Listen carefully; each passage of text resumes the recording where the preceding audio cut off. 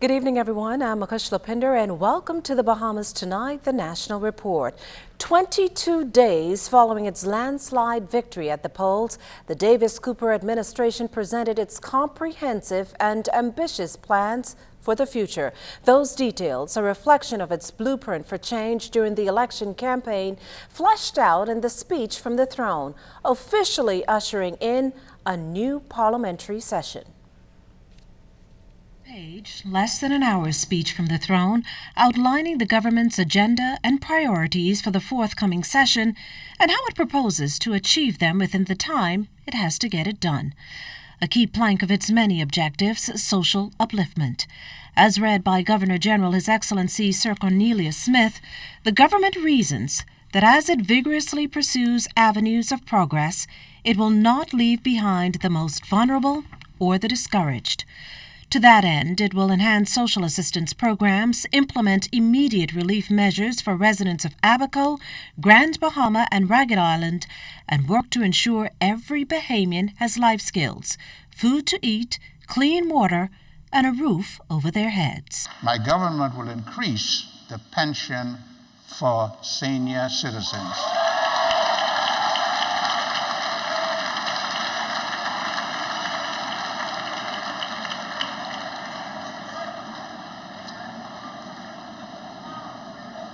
My government will increase the benefits for persons with disabilities and ensure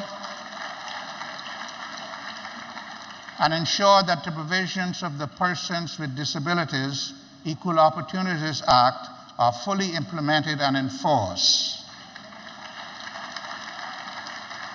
My government will introduce legislation for the protection of consumers. And my government will increase the minimum wage and phase in a livable wage. The RISE program is also expected to make a return, along with the added promise to bring relief to mortgage and rent payers to prevent an increase in homelessness. As for the vexing issue of crime, the plan there is to tackle this by adopting an holistic and multifaceted approach. My government will continue to strengthen the Royal Bahamas Police Force to battle crime and preserve the peace, and the Royal Bahamas Defense Force to better defend our territorial sovereignty. My government will transform the Bahamas Correctional Services into a rehabilitative institution in alignment with its mandate.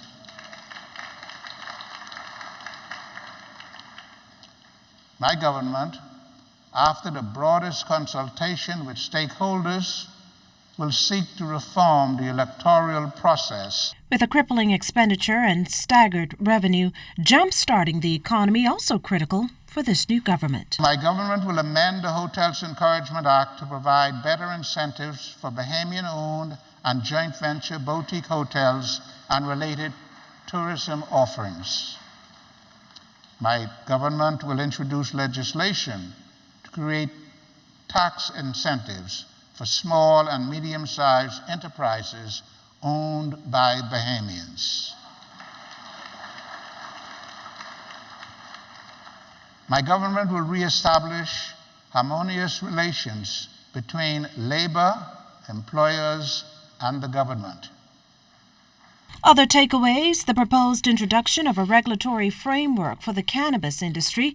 The former Minnis administration had gotten as far as a draft legislation more than a year after receiving a preliminary report from the National Commission on Marijuana.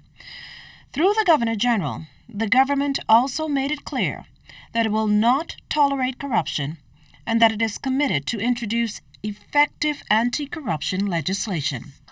My government will govern for the many, not for the few.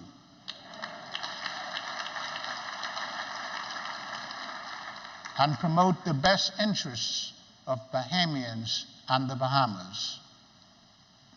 My government will increase accountability and transparency.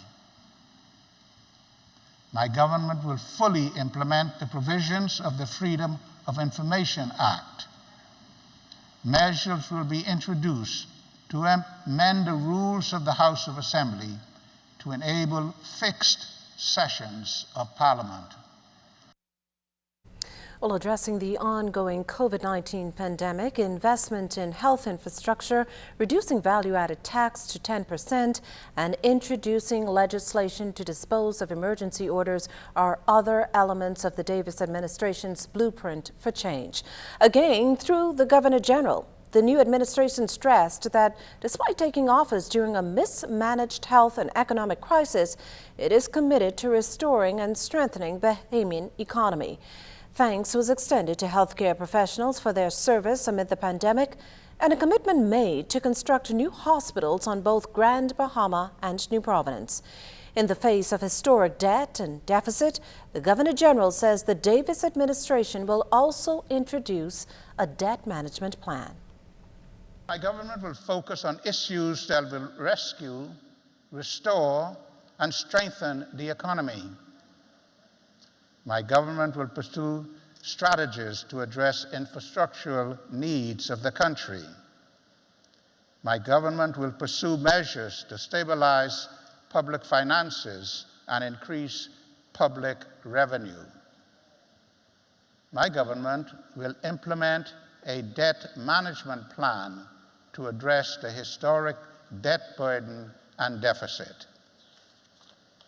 My government will amend the Procurement Act to strengthen provisions for Bahamians' participation in government procurement at all levels.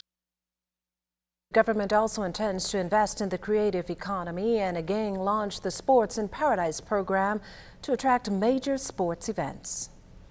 My government will restructure the Bahamas Investment Authority to streamline application processes and develop a new marketing strategy. My government will consult with key stakeholders and appropriately amend legislation to provide increased tax incentives and concessions for domestic investors.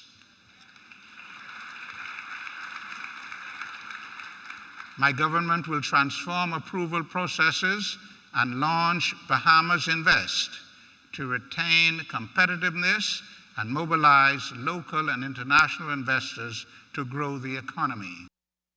Platforms, Facebook, Instagram, and Twitter for breaking news, live event coverage, web exclusives, and much more.